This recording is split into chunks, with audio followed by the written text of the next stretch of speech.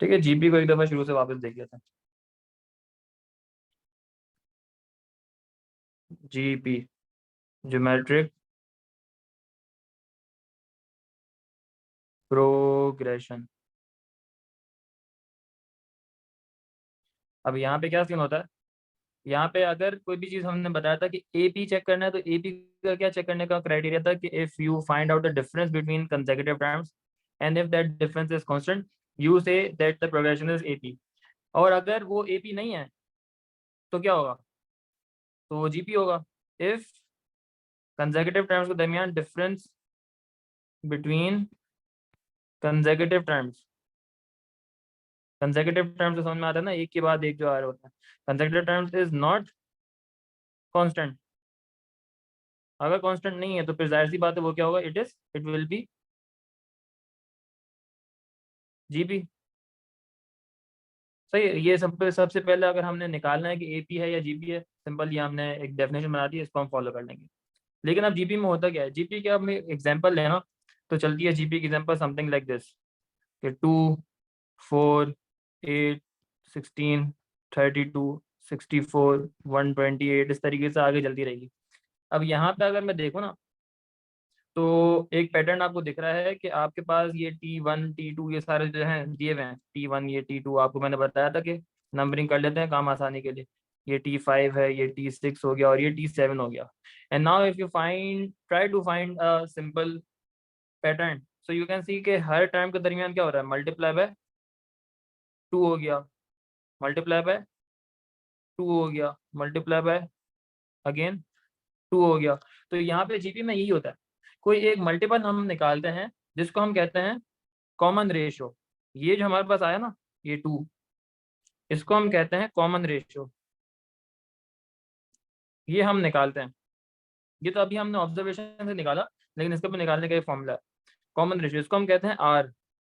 और इसका हमारे पास फॉर्मूला होता है कंसेक्यूटिव टर्म्स का रेशियो, T2/T1 कर दो, या T3/T2 कर दो, या T4/T3 कर दो। आगे वाला डिवाइड बाय पिछला वाला। ये हमारे पास ये आर की वैल्यू निकाल, देखो 4/2 करता हूँ 2 आंसर आता है, 8/4 करता हूँ 2 आंसर आएगा, 16/8 करता हूँ अगेन क्या आएगा, 2 ही आंसर आएगा। तो यहाँ पे जीपी के अंदर ये फिक्स होता है, क्या चीज, ये कॉमन रेशियो जो हम निकाल रहे हैं ये दिस इज कांस्टेंट हमेशा जीपी के अंदर। और वहां पे एपी में क्या डिफरेंस जो हम निकालते हैं वो कांस्टेंट होगा। ठीक है, ये चीज हमें पता लगी। अब यहाँ पर भी हमने जो वहां पे डिफाइन किया था ए क्या होता है, फर्स्ट टर्म। यहाँ पर भी ए जो है फर्स्ट टर्म ही रहेगी। और यहाँ पे अगर मैं फॉर्मूला बनाता हूँ जनरल फॉर्मूला फॉर जीपी, बनता है कुछ यूँ, T N is equal to A R N minus one. ये हमारे पास फॉर्मूला बनता है यहाँ पर जीपी का, जिसके अंदर ए अगेन वही है फर्स्ट टर्म, और आर मैंने बता दिया आर क्या होता है, कॉमन रेशो। ठीक है, कॉमन रेशो से हमने T1/T2 रेशो निकालते हैं तो वही हमारा जो होता है आर होता है। अब इसके साथ और क्या क्या कर सकते हैं, एक और एग्जांपल लेते हैं पहले तो समझने के लिए। फाइंड जनरल टर्म फॉर्मूला, और एक ये दे दिया इसने, समझ लो 81, 27, 9, 3, 1, 1/3, सिमिलरली आगे जा रहा है। और इसका कह रहा है कि जनरल टर्म का फॉर्मूला निकालो। तो ए और आर निकालना है, सिंपल आपके पास फॉर्मूला याद होना चाहिए। टी एन का फॉर्मूला क्या है, ARN-1। ये फॉर्मूले में बस आपने ए और आर की वैल्यू डाल दो, बाकी सिंप्लीफाई कर दो, अगर करना है तो कर दो, नहीं करना वो भी छोड़ दो। ए हमारे पास सिंपल दिख रहा है फर्स्ट टर्म, ये हमारा हमेशा ए होता है, तो ये तो हमारे पास 81 हो गया।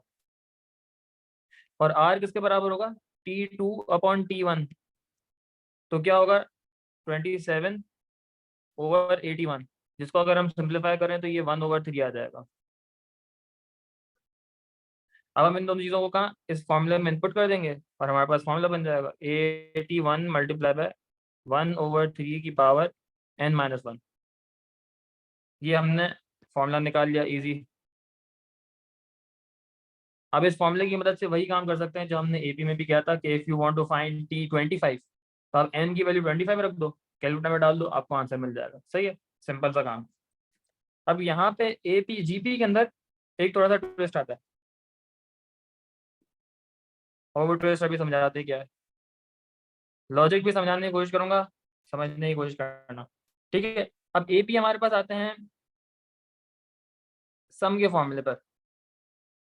एस एन मैंने बताया था सम ऑफ फर्स्ट एन टर्म्स, शुरू के एन टर्म्स का सम अगर मुझे निकालना है तो जीपी के अंदर दो फॉर्मूला आता है। जीपी के अंदर पहला फॉर्मूला आता है कुछ यूं, और जीपी के फॉर्मूले हम याद करने के लिए या समझने के लिए हम जो है आर की मदद से, अगर हमें आर की वैल्यू बदल दिया ना, तो आर की वैल्यू के ऊपर डिपेंड करता है कि आर की वैल्यू, अगर आर की वैल्यू इज बिटवीन -1 to 1, तो हमारे पास जीपी के सम का अलग फॉर्मूला होगा। और अगर मेरे पास आर की वैल्यू की ये रेंज होगी कि आर जो है ग्रेटर देन 1 है और आर जो है लेस देन -1 है, तो उसके लिए हमारे पास अलग फॉर्मूला होगा। ये फॉर्मूले समझाने की भी कोशिश करूंगा, लॉजिक समझ में आएगी तो याद भी हो जाएंगे आसानी से, नहीं तो ये फॉर्मूले दिए हुए भी होते, याद तो यहाँ तो बेहतर है। अब इसमें क्या फॉर्मूला होता है, सम का फॉर्मूला SN A 1 माइनस, क्या फॉर्मूला था, मैं फॉर्मूला फॉर्मूला एक मिनट में देखता हूँ। दो फॉर्मूले हैं बिल्कुल सेम सेम हैं, तो मैं भी कभी कभार जो है ना मिक्स हो जाता है मुझसे। काफ़ी टाइम हो गया, एक मिनट देखते हैं, कंफर्म हो जाएगा ना तो ज़्यादा बेहतर है। ये रहा APGP।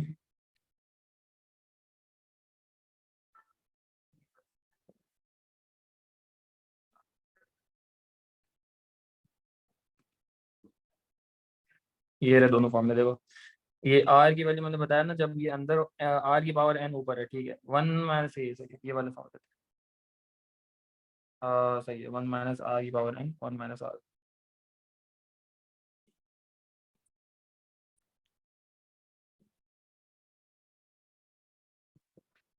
ये है 1 माइनस आर की पावर एन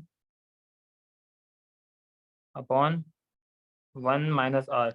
और वहाँ पर जो है थोड़ा सा फर्क ये आता है कि ये फ्लिप हो जाता है, ये हो जाएगा आर की पावर n-1 अपॉन r-1।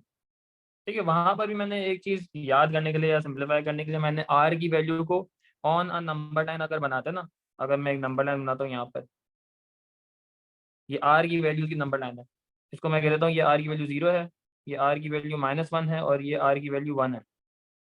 अगर आर की वैल्यू इस रीजन में होगी 1 से आगे और -1 से पीछे, तो ये कौन सा रीजन है, ये राइट वाला रीजन है, तो ये इधर ये वाला फॉर्मूला लगेगा।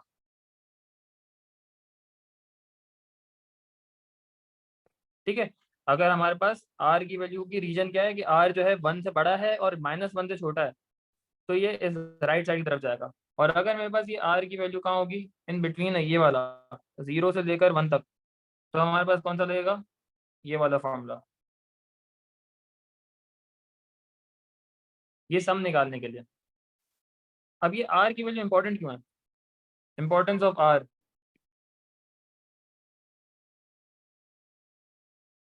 क्योंकि आर हमेशा हमें डिफाइन करके बताता है कि हमारी सीरीज किस तरीके से जाएगी।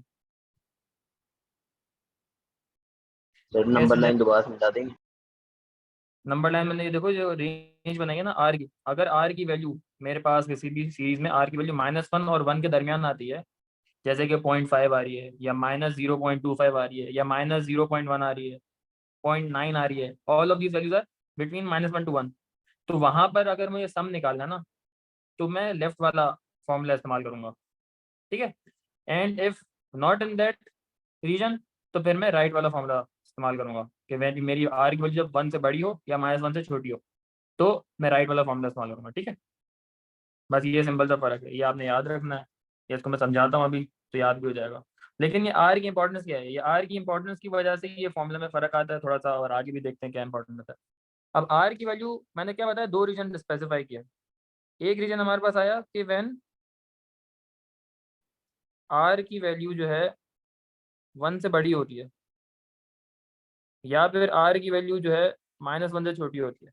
जब ये केस होता है ना, तो आप खुद एक सीरीज दिमाग में बनाओ जिसके अंदर आप r की वैल्यू रखो 2, जैसे अभी हमने बनाया भी था 2 का, ऊपर वाला हमने 2 का बनाया था जहाँ पे r की वैल्यू 2 थी, 2 4 8 16 32 64। इसमें आप क्या देख रहे हो, आपके पास जो नेक्स्ट जो कंसेक्यूटिव टाइम आ रही है, जो नेक्स्ट टाइम आ रही है, वो पिछले वाले से बड़ी है, क्योंकि आप उसको मल्टीप्लाई करो, आप उसको डबल करो, तो अगला टाइम जो आ रहा है वो पिछले वाले से क्या हो रहा है, बढ़ता चला जाएगा।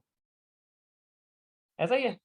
तो जब भी आपके पास ये r की वैल्यू बिटवीन ये 1, मतलब ये 1 से बड़ी होगी ना, तो आपके पास क्या होगी, next time would be,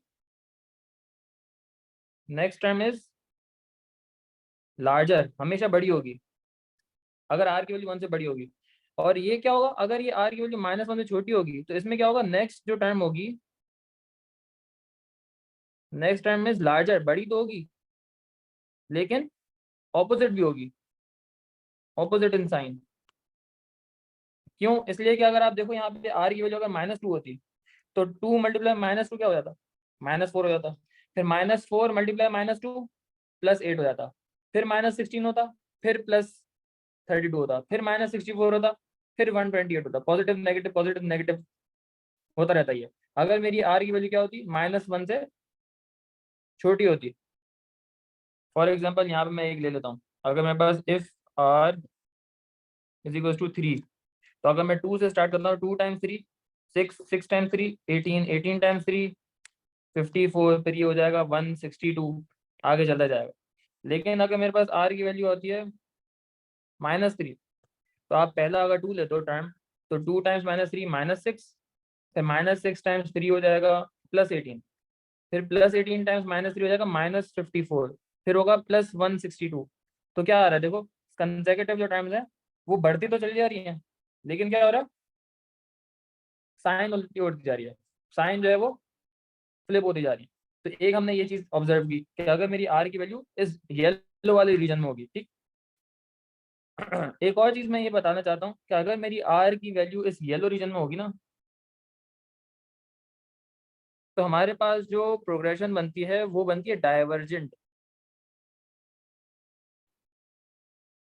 divergent का मतलब क्या है, अब डाइवर्जेंट का मतलब होता है कि आपके पास जो टाइम आ रही है, मतलब आपके पास जो सीरीज चल रही है, उसकी वैल्यू जो है कंसेक्यूटिव टाइम के बाद, अगर मैं बहुत आगे तक चले जाऊँ, इन्फिनिटी नंबर ऑफ टाइम्स में लेकर जाऊँ, तो मेरी वैल्यू क्या होगी, और बढ़ती चली जाएगी ना।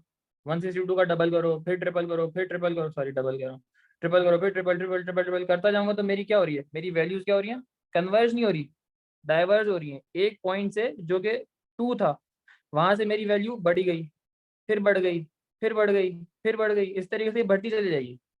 तो मेरी सीरीज क्या हो रही है, डाइवर्ज हो रही है, सही है, खुल रही है, मेरी बढ़ती चली जा रही है। तो इस वजह से हम कहते हैं कि अगर मेरी r की वैल्यू इस रीजन में होगी, तो मेरी प्रोग्रेशन जो होगा वो डाइवर्जेंट होगा। मगर इफ, अगर मैं कहता हूँ कि व्हेन r जो है -1 से 1 के दरमियान होगा, इस रीजन में होगा, तो हमारे पास क्या होता है कि हमारे पास जो सीरीज बनती है वो क्या होगा, इसका उल्टा, कन्वर्जेंट बनेगी। Progression is convergent. और ऐसा क्यों है, क्योंकि देखो हमने अगर एग्जांपल दी थी यहाँ पे r की, हमने ये 81 27 9 3 1 1/3, ये क्या हो रही है, आपकी वैल्यूज क्या हो रही है, छोटी हो रही है ना। 81 थी, 81 था, वो 1/3 से मल्टीप्लाई करो 27 हो गया, फिर 1/3 से मल्टीप्लाई करो 9 हो गया, फिर 3 हो गया, फिर 1 हो गया, 1/9 1/3 हो गया, अगला 1/9 होगा, उसके बाद 1/27 होगा, उसके बाद 1/81 होगा। तो ये आपकी वैल्यू क्या हो रही है, छोटी होती जा रही है ना। 81 वॉज अ लार्ज वैल्यू, और उसके बाद से आपकी वैल्यू जो है ना, छोटी होते होते होते होते कितनी छोटी हो जाएगी, इट वुड कन्वर्ज,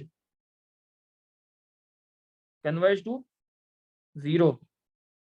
अगर मैं इन्फिनिट नंबर ऑफ टर्म्स लेता हूँ, for infinite number of terms, अगर मैं इतना आगे चले जाऊँ सीरीज में, बहुत आगे निकल जाऊँ, शुरू के मैंने 100 1500 या 2000 तक मैंने सम्स निकाले, वैल्यूज निकाली, तो वो जो 1500 टर्म जो होगी ना वो इतनी छोटी होगी कि जीरो के करीब मैं उसको जीरो ही बोल दूंगा, ठीक है, ऑलमोस्ट, मतलब इसको राउंड अप करके जीरो ही कर दो, क्योंकि और कितना छोटा करोगे कैलकुलेटर आपको दिखा भी नहीं सकेगा, ठीक है। अगर मैं देखो, अगर मैं इसी टर्म में, इसी फॉर्मूले में अगर मैं निकालता हूँ टी 1500 81 टाइम्स 1/3 टाइम्स 1500 माइनस 1, अगर मैं ये कैलकुलेटर से निकालता हूँ, कहाँ गया, देखो क्या आता है, जीरो आंसर देगा probably. 81 multiply by 1/3 multiply by 1499 कर लेता हूँ, क्या आंसर दे रहा है, देखो जीरो दे रहा है। जीरो क्यों दे रहा है, इसलिए कि वो वैल्यू असल में तो जीरो नहीं है, लेकिन वो वैल्यू इतनी छोटी है, इतनी छोटी है कि कैलकुलेटर नहीं दिखा सकता उसको, तो कैलकुलेटर उसको कह रहा है कि भाई वो जीरो ही हो गई, कन्वर्ज हो गई वैल्यूज। अगर मैं यहाँ पे 1399 डाल दूँ ना तो भी जीरो दे रहा है, देखो, क्योंकि वो भी वैल्यू इतनी छोटी है कि कैलकुलेटर नहीं दिखा सकता। अगर मैं यहाँ पे देखो ये ला रहा हूँ, अगर 200 टाइम भी निकालता हूँ तो भी देखो कितनी छोटी है, 10⁻96, मतलब कितनी छोटी होगी खुद सोचो। तो इट हैज नाउ कन्वर्ज, आपकी सीरीज क्या हो जाती है, कन्वर्ज हो जाती है when your R is between, मतलब इस ब्लू रीजन में अगर होगा ना आर की वैल्यू -1 और 1 के दरमियान होगी, तो फिर आपकी वैल्यू क्या हो जाएगी, कन्वर्ज हो जाएगी। और इसकी एग्जांपल मैंने अभी ऊपर भी कराई। If R is equal to, अगर मैं 1/3 ले लिया था जैसे ऊपर, तो क्या था, 81 था, फिर 27 हो गया, फिर 9, फिर 3, फिर 1, फिर डिवाइड बाई 3 करते तो 1/3, फिर 1/9 आएगा, फिर 1/81 हो गया, आते जाते जाते जाते अप्रोक्सीमेटेड टू जीरो, इतनी छोटी वैल्यू जाती है अगले टाइम की, सही है। So now it has converged. ये चीज समझ में आई, इसमें कोई सवाल अभी तक क्लियर है? क्या नाम है, रिजवान, अवेश, वलीद? सर ये आखिरी वाला समझा देंगे दोबारा। ये सर क्लियर है। आखिरी आखिरी वाला भी ये बताया, ठीक है। हमारी सीरीज कन्वर्ज का बोल, कन्वर्ज का मतलब क्या होता है, कन्वर्ज का मतलब होता है कि एक बड़ी जगह से शुरू होना और आके आके आके एक पॉइंट पर आके रुक जाना। तो यहाँ पे देखो, अगर मेरी आर की वैल्यू क्या आ रही है, 1/3 यूज होती है ना अगर एक सीरीज में जीपी के अंदर, तो मेरी वैल्यूज जो है छोटी होती जाती हैं, छोटी होती जाती होती जाती होती जाती, एक ऐसा पॉइंट आता है कि उसकी वैल्यू इतनी छोटी जाती है कि हम उसको जीरो बोल देते हैं। तो वो क्या हो रही है, कन्वर्ज हो रही है ना, मेरी बड़ी वैल्यू से एक छोटी वैल्यू की तरफ मेरी जा रही है, और फिर वो कन्वर्ज होकर समझ लो जीरो ही हो जाता है हमारे पास टाइम। असल में जीरो नहीं होता, एक्चुअल में वो इतना छोटा है कि उसको मैं अप्रोक्सीमेट करता हूँ जीरो, क्योंकि मैं लिख ही नहीं सकता इतनी छोटी वैल्यू को, सही है। इसको हम कहते हैं कन्वर्जेंट सीरीज, ठीक है। और अच्छा, डाइवर्जेंट। डाइवर्जेंट में मैंने बताया कि अगर मेरी आर की वैल्यू 1 से बड़ी होगी तो मल्टीप्लाई बाय 2 होता है, या मल्टीप्लाई बाय 4 होता है, या मल्टीप्लाई बाय 7 होता है, तो अगली वैल्यू क्या होगी, पिछले वाली से बड़ी होगी ना। 5 मल्टीप्लाई बाय 7 35, 35 मल्टीप्लाई बाय 7 और आगे, उसको मल्टीप्लाई बाय 7 और बड़ा हो गया, उसको मल्टीप्लाई बाय 7 और बड़ा हो गया। तो मेरी वैल्यू क्या हो रही है, खुल रही है, मेरी सीरीज जो है ना बढ़ती चली जा रही है वैल्यूज में। साइज ऑफ द, मतलब magnitude of the values is increasing, diverge हो रही है मेरी सीरीज एक पॉइंट से। समझ लो यहाँ पे मैंने 2 से स्टार्ट की ना, 2 से ये हो गया, -6 हो गया, फिर 18 हो गया, बढ़ गई वैल्यू, मैग्नीट्यूड क्या हो रहा है, बढ़ रहा है, सही। इस वजह से हम इसको कहते हैं डाइवर्जेंट। अब फाइनल चीज आती है इसके अंदर, थ्योरी के अंदर, इसकी सम निकालना।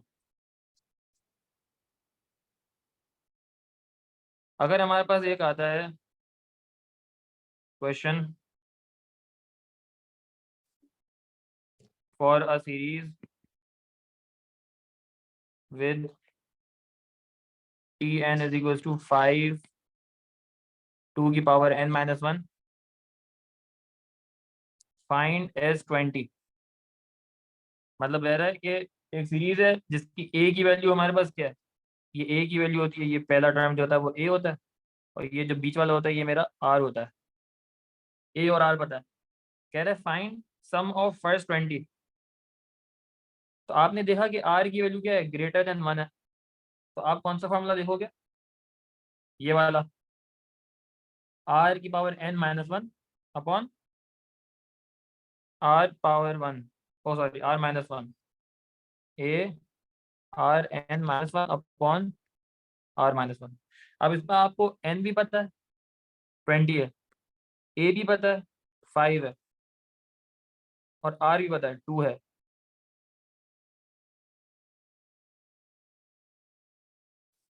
बस आपने क्या करना है, इसको कैलकुलेटर में डालना है और शुरू के 20 का सम आपको मिल जाएगा। फॉर्मूला में डाला 5 इंटू 2 की पावर 20 -1 अपॉन 2 -1, 5 2 4 2875। सिंपल। अगर मैं निकालूंगा सम ऑफ फर्स्ट 21 तो वो क्या होगा, वुड बी ग्रेटर, बड़ा ही होगा ना, वुड बी ग्रेटर देन 20 वाला सम।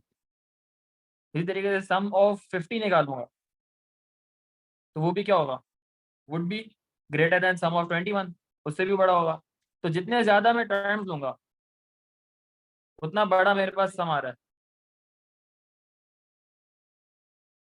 ठीक है, फॉर द केस व्हेन मेरे पास आर की वैल्यू क्या है, ग्रेटर देन 1 आ रही है। सही है, मोर number of terms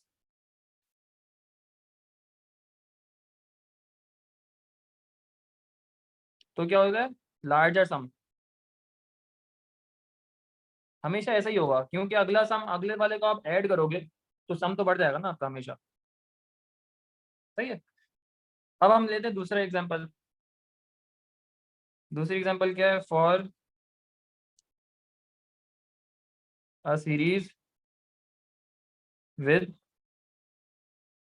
T N, समझ लो 20 0.3 की पावर n-1, और कहता है फाइंड सम ऑफ 15। अब मुझे इसकी वैल्यूज देख के मुझे समझ में आ रहा है कि a की वैल्यू इसकी 20 है और r की वैल्यू इसकी 0.3 है, जो कि लेस देन 1 है और ग्रेटर देन -1 है। तो यहाँ पे सम का दूसरा फॉर्मूला लगेगा, कौन सा वाला, a 1 माइनस r की पावर n, ये आगे पीछे हो जाता है बस, और कोई फर्क नहीं है, ओवर 1 माइनस r। और यहाँ पे सम टू 15 निकालना है, सम ऑफ फर्स्ट 15, तो ये 20 फिर 1 माइनस r है 0.3 की पावर n-1, ओ सॉरी n है 15 अपॉन 1 माइनस 0.3, ये भी कैलकुलेटर में डालना है।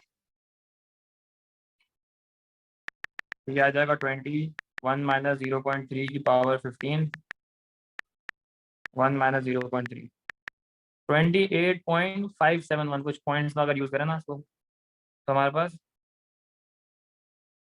28.571। सही है, एक चीज़ ये समझ में आ रही है, तो ये हमने सम निकाल लिया, दोनों फॉर्मूले भी मैंने लगा के दिखा दिए, बस फॉर्मूले को आपने इनपुट करना चाहिए को। अब इस फॉर्मूले से एक लास्ट चीज़ आती है, मतलब बिल्कुल ख़त्म जो आता है इस सीरीज़ के अंदर, वो आता है सम टू इन्फिनिटी। सर इसमें क्या होगा, अगर जैसे उसमें वो था ग्रेटर देन 20 तो फिर वो बढ़ता जा रहा। क्या डाल देते हैं, हाँ इसके अंदर, अच्छा उसकी बात करो। इसमें भी देखो, अगर मैं बढ़ाता हूँ नंबर ऑफ टाइम्स तो इसमें भी मेरा सम बढ़ जाएगा। अगर मैं 15 की जगह 16 करता हूँ तो 28.571 से थोड़ा सा आगे बढ़ गया होगा ये, इसको अगर मैं ज़्यादा पॉइंट में थोड़ा कम ले लेता हूँ, अगर मैं 10 लेता हूँ तो देखो क्या आता है, 28.57 986 के बाद हमारे में बढ़ाता हूँ, देखो 15 9, ये बढ़ेगी सम आपके पास। इसको समझ और बढ़ाते हैं, इसको थोड़ा छोटी सी वैल्यू लेते हैं समझाने के लिए। इसमें जो है ना बढ़ता तो है लेकिन बहुत कम मैग्नीट्यूड से बढ़ता है। अगर मैं निकालता हूँ इसका सम ऑफ 2 26 आया, अगर मैं सम ऑफ 3 निकालता हूँ 27.8 आ गया, अगर मैं सम टू 4 निकालता हूँ 28.34 हो गया। सही है, तो इसमें भी आपके पास हमेशा अगला टर्म को आप ऐड करोगे पिछले वाले में तो क्या होगा, सम तो बढ़ जाएगा ना, क्योंकि आप कर तो ऐड ही रहे हो।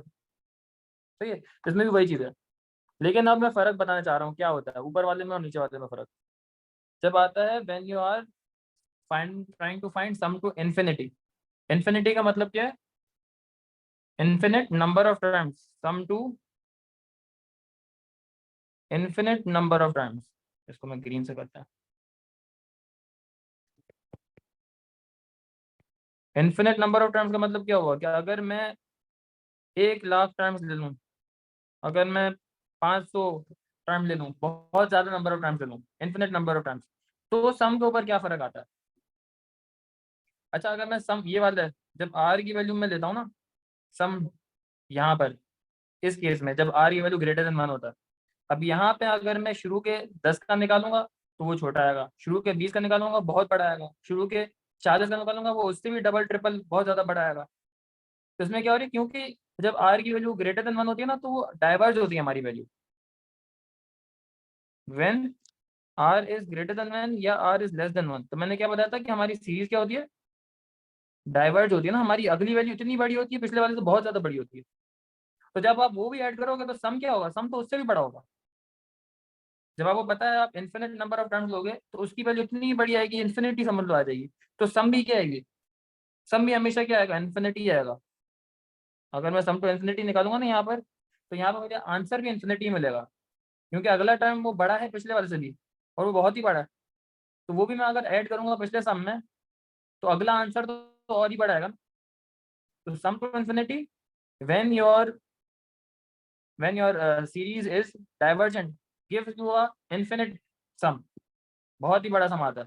तो यहाँ पे इस केस में नहीं निकल सकता, लेकिन अगर इस केस में निकालें कि जब R is less than 1 and -1, इस केस में हमारे पास सम टू इन्फिनिटी निकलता है, क्योंकि ये क्या करता है, वैल्यू को कन्वर्ज करता है। अगला जो वैल्यू होगी वो उससे छोटी होगी, उससे अगली वैल्यू उससे भी छोटी होगी, उससे अगली वैल्यू उससे भी छोटी होगी। तो यहाँ पर अगर मैं निकालना चाहता हूँ ना सम टू इन्फिनिटी, तो वो निकल सकता है, और उसका फॉर्मूला होता है हमारे पास ये। अब वो ऐसा क्यों होता है, देखो मैंने एग्जांपल दी थी ना ये वाली, इसी एग्जांपल को लेते हैं। मैंने 4 लिया, अगर मैं 5 लेता हूँ 28.502, अगर मैं 6 लेता हूँ 28.5, बहुत कम छोटा छोटा फर्क पड़ा है, क्योंकि अगला टर्म जो निकल रहा है ना वो इतना छोटा है कि सम के ऊपर इतना फर्क ला ही नहीं पा रहा वो। अगला 7 लाता हूँ तो भी इतना फर्क नहीं पड़ा, 8 लाता हूँ तो भी फर्क नहीं पड़ा। अगर मैं इन्फिनिट कर देता हूँ, इसमें मैं लाख रुपए डालता हूँ, तो भी हमारे पास ये देखो वैल्यू कन्वर्ज हो गई। अगर मैं इसमें एक और जीरो डाल दूँ तो भी कोई फर्क नहीं पड़ा उसको, क्योंकि अगला टर्म जो वो ऐड कर रहा है वो इतना छोटा है कि वो सम के ऊपर ओवरऑल कोई इफेक्ट पड़ ही नहीं पा रहा उसका। तो मेरी वैल्यूज क्या हो गई, कन्वर्ज हो गई, तो इस वजह से मेरे सम भी क्या हो गया, कन्वर्ज हो गया। सही है, तो this is called sum to infinity. और ये सिर्फ तब निकलता है when your series is convergent. और कन्वर्जेंट कब होता है, जब आर की वैल्यू 1 और -1 के दरमियान होगी। तो ये पीछे की लॉजिक बतानी थी। अब ये इसका फॉर्मूला मैंने बता दिया है, ये वाला, ये सम टू इन्फिनिटी का फॉर्मूला है। And this is only applicable when your R की वैल्यू इज 1 एंड -1 के दरमियान, वरना आप नहीं लगा सकते ये फॉर्मूला। डाइवर्जेंट सीरीज में सम टू इन्फिनिटी नहीं निकल सकता, क्योंकि अगली value is larger than the previous one. तो उसका सम भी जब मैं वो बड़ी वैल्यू ऐड करूंगा पिछले वाले में, तो क्या होगा, मुझे सम मिलेगा वो भी बड़ा ही निकलेगा ना, उससे भी बड़ा होगा बल्कि। तो इस वजह से इन्फिनिट सम मिलता है when your series is divergent. And when your series is convergent, तो उसमें मुझे सम टू इन्फिनिटी मिलता है, क्योंकि अगली वैल्यू इज छोटी, smaller than the previous one. तो उससे ओवरऑल सम के ऊपर इतना फर्क नहीं पड़ता।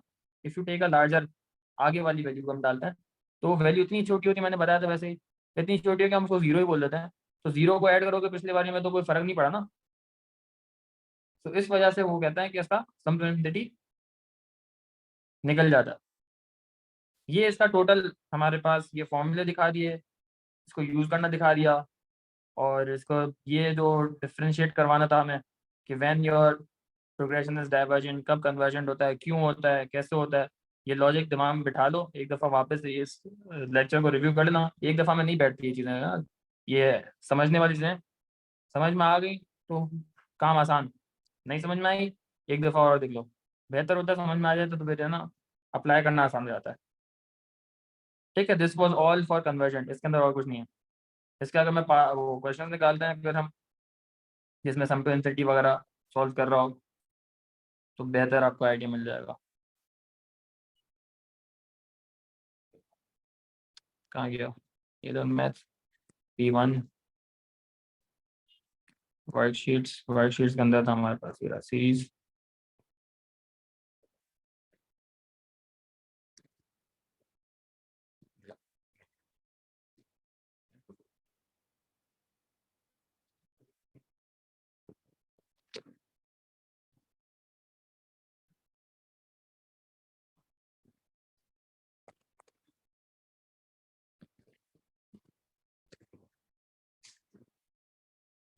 जीपी का सवाल लेते हैं।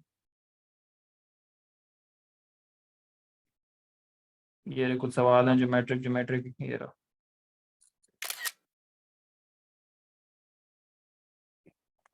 सम टू इन्फिनिटी वगैरह भी निकलवा रहा है।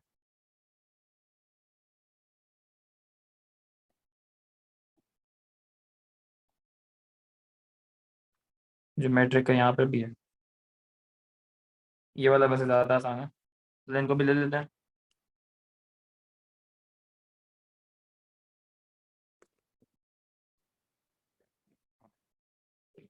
इसको थोड़ा बाद में देखेंगे, अगले वाले जाना, ये वाले ज़्यादा आसान है।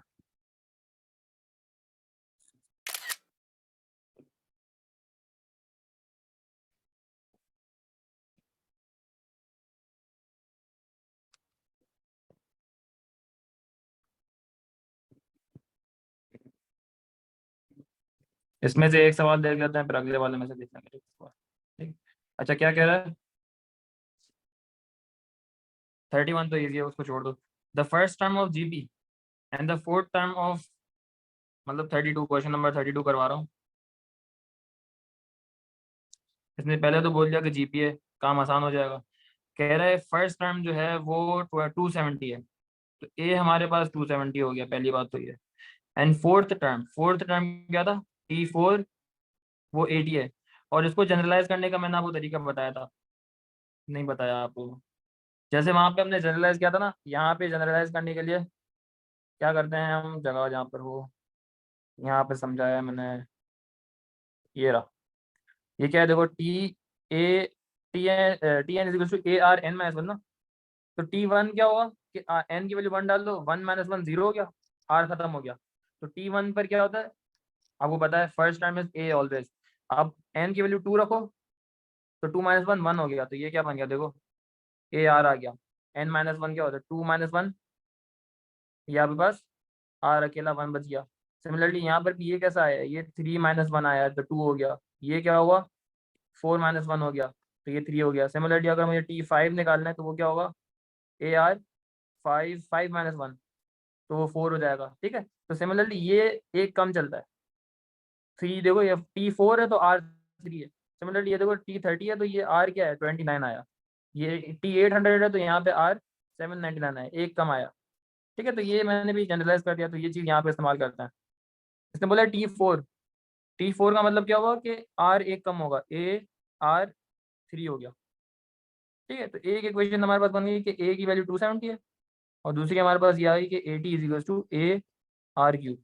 अब ए की वैल्यू मुझे पता है, तो ये यहाँ पर इनपुट कर दो। तो A T is equal to 270 R cube, R की वैल्यू चाहिए हमें, तो 270 divide by, sorry 80 divide by 270 equal to R cube. और आर क्यूब को जब वहाँ पे लेकर जाऊँगा तो ये क्यूब रूट बन जाएगा, तो ये भी कट गया, 0 0 कट गया, तो ये आ गया 2/3। ये हमें आर की वैल्यू मिल गई। अब ये आर की वैल्यू क्या है देखो, 1 और -1 के दरमियान है, 1 से छोटी है, 2/3 है। तो यहाँ पे सम टू इन्फिनिटी पॉसिबल है, तो मैं यहाँ पे कह सकता हूँ कि R is less than 1, therefore sum to infinity is possible. और अगर कहता है सम टू इन्फिनिटी निकालो, तो सम टू इन्फिनिटी का फॉर्मूला क्या था, A/1 माइनस आर। ए की वैल्यू भी हमें पता है क्या है, 270 अपॉन 1 माइनस आर की वैल्यू भी पता है 2/3 है। बस ये कैलकुलेटर में डाल दो, 270 डिवाइड बाय 1 माइनस 2/3, 810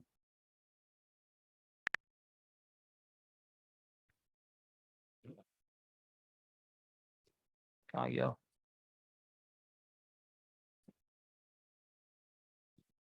सर आपको ये पता कैसे चला ये इन्फिनिटी है? ये क्या कैसे पता चला? कि ये मतलब इस सवाल में इन्फिनिटी मांग रहा है। क्योंकि मेरी आर नहीं मांगा ना, वैसे मांगा नहीं है इसने, मैंने निकाल के दे दिया, मैंने समझाने अच्छा। के लिए। यहाँ पे देखो आर की वैल्यू 2/3 है ना, 1 से छोटी है। तो कंडीशन हमारे पास यही थी इन्फिनिटी वाला, सम टू इन्फिनिटी निकालना है, तो आर की वैल्यू जो क्या होनी चाहिए, 1 से छोटी होनी चाहिए। तो 1 से छोटी आई तो मैंने सम टू इन्फिनिटी निकाल सकते थे, तो हमने निकाल लिया। ठीक है, इस तरीके से कह रहा हूँ। यहाँ पे इससे क्या कहा है, सम टू इन्फिनिटी निकालना है। इसको कर रहे हैं। वैसे इसमें निकालना क्या था? उसमें आर की वैल्यू निकालनी थी, वो हमने पहले निकाल ली थी। इसने बोला था find the common ratio R, वो हमने आर पहले निकाल लिया था। यहाँ पर इसने कहा है हमें क्वेश्चन नंबर लेते हैं हम, क्वेश्चन नंबर 39। अगर मुश्किल लग रहा हो तुम लोगों को, वैसे शक्ल से लग रहा है लेकिन है नहीं। 1, ये सीरीज जा कैसे रही है, 1 है, फिर है 0.5 का स्क्वायर, फिर है 0.5 की पावर 4, फिर है 0.5 की पावर 6। तो इसको देख के मुझे ए की वैल्यू तो पता चल गई, ए है 1 क्योंकि ये पहला टर्म है। और आर की वैल्यू भी पता चल गई। आर की वैल्यू क्या होगी, ये T2 डिवाइडेड बाई T1, तो 0.5 का स्क्वायर डिवाइड बाई 1, तो क्या आंसर आया, 0.5 का स्क्वायर ही आ गया। तो आर की वैल्यू भी बदल गई। अब उसको चाहिए क्या था, सम टू इन्फिनिटी। तो सम टू इन्फिनिटी कैसा आ जाएगा, फॉर्मूला भी बताया था, ए अपॉन 1 - आर। और सम टू इन्फिनिटी क्यों निकल सकता है यहाँ पर, क्योंकि मेरी आर की वैल्यू देखो 0.5 का स्क्वायर क्या है, 1 से छोटा रहेगा, ये वैल्यू 1 से छोटी है। आर जो है 0.5 का स्क्वायर देखो 0.25, which is smaller than 1, that's why यहाँ पे सम टू इन्फिनिटी वॉज पॉसिबल। ए की वैल्यू 1 है अपॉन 1 - 0.5 का स्क्वायर, 1 अपॉन 1 - 0.5 का स्क्वायर 1.3333 या 4/3 इज योर फाइनल आंसर। ये हमारा सम टू इन्फिनिटी है, इतना छोटा सम टू इन्फिनिटी, ऐसा भी होता है। ठीक है, मुश्किल चीज़ नहीं है ये। Question number 43। क्वेश्चन नंबर 43 में सेकेंड टर्म बता रहा है T2 is 4.5 and sum to infinity दिया हुआ है 18। बोलते हैं आर निकालो और ए निकालो। ये उल्टा काम करवाना चाह रहे हैं हमसे। तो यहाँ पे भी मसला नहीं है, अलजेब्रा आपको पता है। T2 के लिए फॉर्मूला क्या बनेगा, T2 के लिए बनेगा ए आर 2 - 1 1 हो गया, A R is equal to 4.5। तो एक इक्वेशन बन गई। ये बड़े काम का सवाल है, ऐसे सवाल है पास पेपर्स में। This is your equation number 1। Simultaneous equation बनती है ज़्यादातर। सम टू इन्फिनिटी का फॉर्मूला क्या होता है, ए अपॉन 1 - आर, और ये बराबर है 18 के। सर ये आपने हमारे पहला पास, स्टेप क्या करा है, ये दोबारा बता देंगे? इक्वेशन वाला तो इक्वेशन 1 वाला। यहाँ पे T2 दिया हुआ था ना 4.5, तो T2 के लिए जनरलाइज तरीका क्या है निकालने का, फॉर्मूला ARn - 1 होता है ना वैसे तो फॉर्मूला, ARn - 1, तो n की वैल्यू 2 थी, 2 - 1 1 हो गया ना। तो AR इज इक्वल टू 45 4.5, सही है। ये इक्वेशन बन गई हमारे पास, और दूसरी इक्वेशन बन गई सम टू इन्फिनिटी वाले से। अब इन दोनों इक्वेशन को मैं क्या करूंगा, साइमल्टेनियस सॉल्व करूंगा, ताकि मुझे ए और आर की वैल्यू मिल जाए। Solve simultaneously for A and are.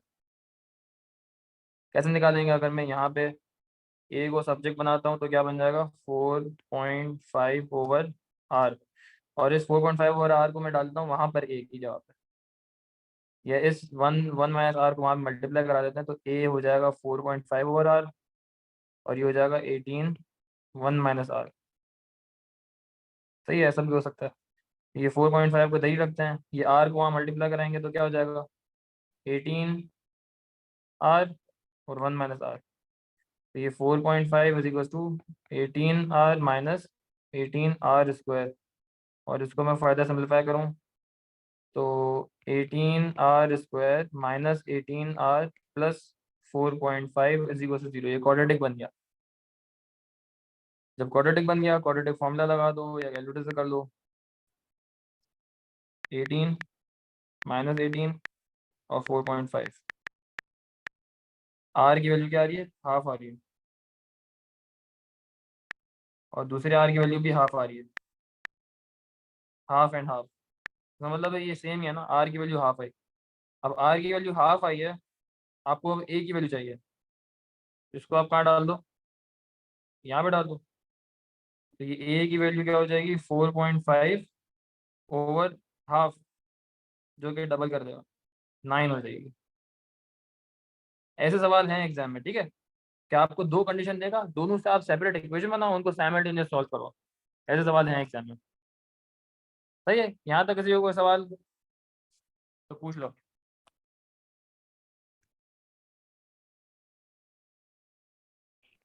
Clear है सर। ये सीरीज भी निपट गया अब, ठीक है, सही से प्रॉपर निपट गया। अब टाइम शॉर्ट है, इस वजह से मैंने तो खींचा है सही से, वरना ये एक क्लास का नहीं है जीपी, एटलीस्ट 2 क्लास लगती हैं।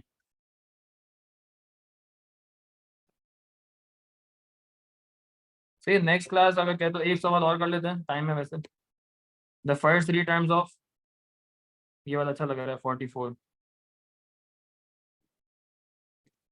इसमें है ना सवाल आसान होते हैं, लेकिन जो है ना बातों में घुमाता है ये। इंग्लिश जो ये लिखेगा ना, अगर वो समझ में आ गई तो काम आसान। 44 the first 3 times of GP, शुरू के जो 3 टर्म हैं जीपी के, T1 T2, जितना साफ सुथरा काम करोगे ना उतना बेहतर समझ में आएगा। T3 आर 135 के and 60, given that all times in GP are positive. ठीक है, सारे टाइम पॉजिटिव है, इसका मतलब है कि आर क्या होगा, आर इज ऑल्सो पॉजिटिव। क्योंकि मैंने क्या बताया था कि अगर आर नेगेटिव होगा ना तो वो जो है ना प्लस माइनस करवाता है। तो ये इसने बोला ना कि सारे टाइम पॉजिटिव है, तो इससे मुझे ये पता चली। ठीक है, फिर कह रहा है फाइंड द वैल्यू ऑफ के। अब के इधर से ही निकलवाने को कह रहा है। अब इसने बोला है कि जीपी जो है ना वो सेम है, तो सॉरी ये तीनों जीपी का ही हैं। तो जीपी में हमें पता है कि आर की वैल्यू क्या होती है, आर की वैल्यू T2/T1 होती है, और T3/T2 भी होती है, और T4/T3 भी होती है। तो मैं दो इक्वेशन बना सकता हूँ। आर की वैल्यू मेरे पास आ जाए K/135, क्योंकि T2/T1 आ गया, या तो मेरे पास आर की वैल्यू आ जाएगी 60/K, अगला वाला माइनस डिवाइड पिछला वाला। इन दोनों का रेशियो भी सेम होगा और इन दोनों का रेशियो भी सेम होगा, क्योंकि जीपी है ना, एक ही जीपी चल रही है तो जीपी सेम, रेशियो तो सेम ही होगा ना। ठीक है, अब मेरे पास ये दोनों इक्वेशन आ गई, इन दोनों को मैं साइमल्टेनियस सॉल्व कर सकता हूँ। मेरे पास क्या बन जाएगा, K/135 is equal to 60/K। Simultaneous solve कर लो, K² 60 मल्टीप्लाई बाय 135, और K² वहां पे जाके अंडर रूट हो जाएगा। क्या आंसर आ जाएगा, under root 60 multiply by 135, under root 60 multiply by 135, zero यहाँ पे डाल 90, 90 आ गया। सही है, मतलब ये जो बीच वाला टाइम था वो 90 है। अब वो कह रहे हैं sum to infinity, sum to infinity निकलवाएगा। देखो हमें साफ साफ दिख रहा है कि जो टाइम की वैल्यूज हैं वो कम हो रही हैं, 135 हुआ, फिर 90 हुआ, फिर 60 हुआ। इसका मतलब क्या हुआ कि मेरी आर की वैल्यू क्या है, छोटी होती है। मेरी आर की वैल्यू क्या है, बिटवीन लेस देन 1 है ना। आर की वैल्यू अब तो मैं निकाल सकता हूँ, के की वैल्यू मुझे पता है 90/135, ये मेरी आर की वैल्यू हो गई। अब सम टू इन्फिनिटी चाहिए, ए मेरे पास 135 है, ओवर 1 माइनस आर, आर मेरे पास ये मैंने निकाल लिया 90/135। तो मेन चीज जो है ना एपी और जीपी दोनों के अंदर, ए निकाल लो, आर निकाल लो जीपी के अंदर, और डी निकाल लो उसके अंदर एपी में, उससे पूरा सवाल हो जाएगा। 405 आंसर आ गया। इसमें कोई सवाल किसी को, ये अच्छा सवाल, this was type of pass paper.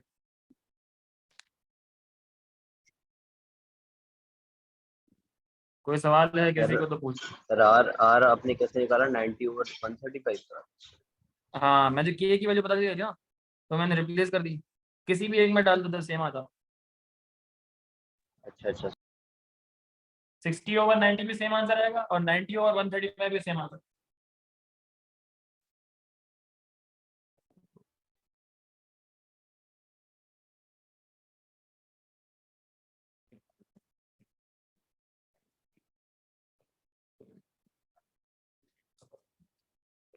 सही है।